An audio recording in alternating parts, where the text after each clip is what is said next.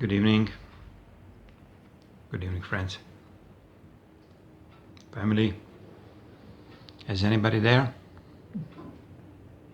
Is anybody still alive? Maybe you found some new awakened ones.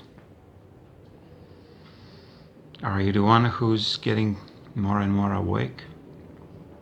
Can you feel the energies? Can you feel these energies all around you? I can say around us, but I definitely feel them. Denise and I feel them absolutely, tremendously, powerfully, because Gaia is just shooting through the roof.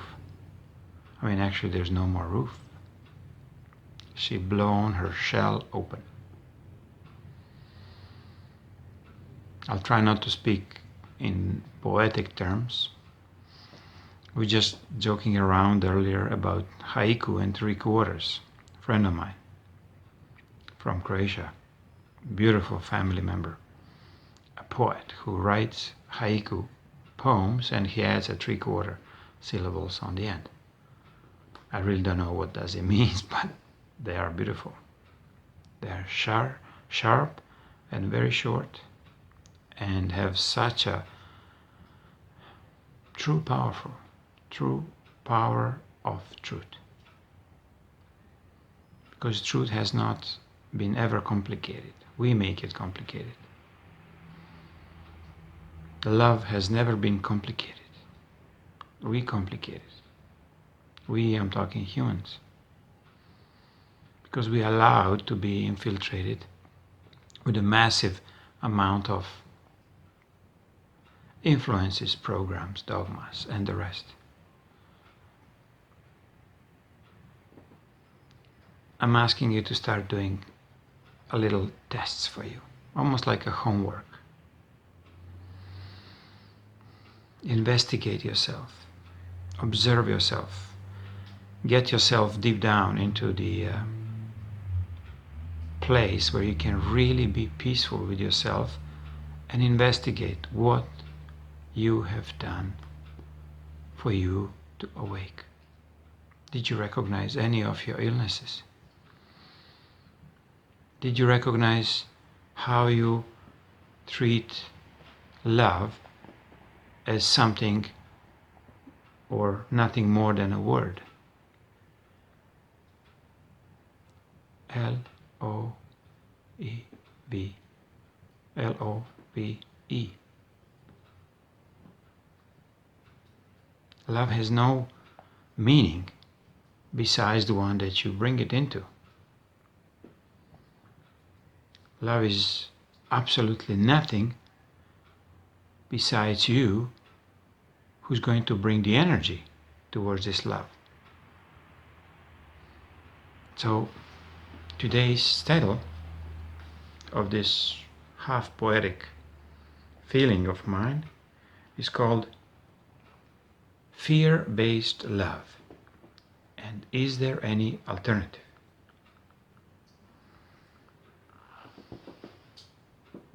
You ready? Yes. Fear-based love. First of all, love should not be fear-based, because if it's fear-based, then it is not a true love. I think love is all about that love soothes, love expands, love heals, love is beautiful.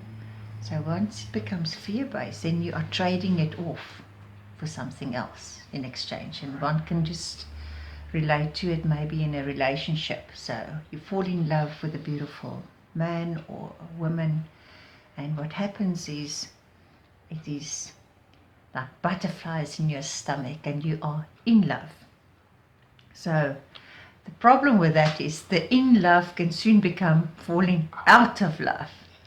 So, and there's a reason why you fall out of love, because it was not based on the truth of love, which means that you might have traded this love for something else in the person. It's either for wealth, or the man would like to have a trophy on his side, a beautiful woman, or money or a beautiful home, so it's a trade-off, and those relationships are doomed right from the beginning. You know, it might last 5 years or 10 years, even sometimes 20 years, but it is really not a love-based relationship. So love should really never be fear-based. And I think what we need to understand, and I just use a relationship as an example, but we need to go much deeper than that, because love has got a spirit, so to speak. Because there is nothing like it when you are experiencing true love, a deep sense of love. I can maybe use the in love phase when it's nearly orgasmic. That is really what you should experience with a true love based situation.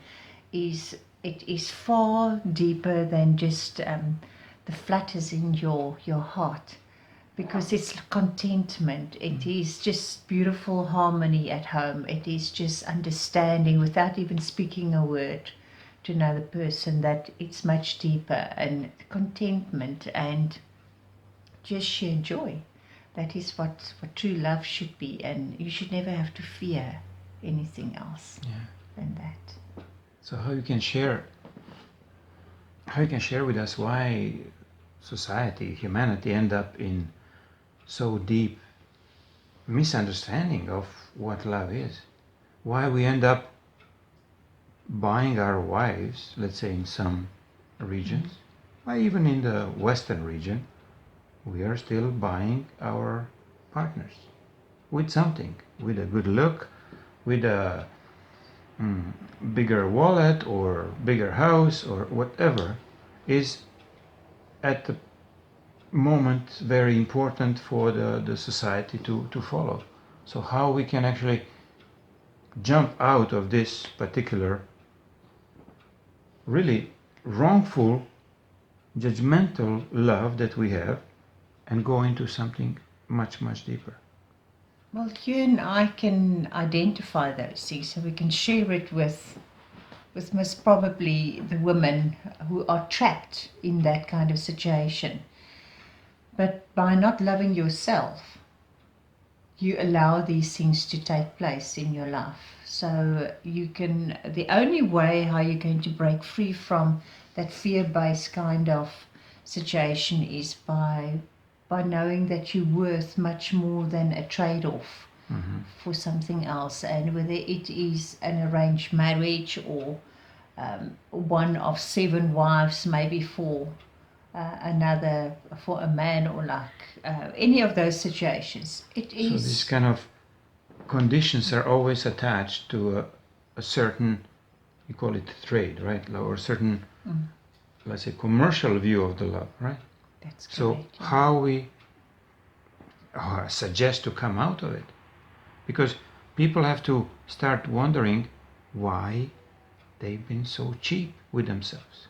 Why they don't count themselves for better, for more. Why don't think you should worth 5 men? I'm talking to women. Not only one. You want one rich one who will treat you like a furniture. Or you want a 5 who will treat you absolutely as you are. How much you want to price yourself if you want to attach the price to this. So maybe just another approach.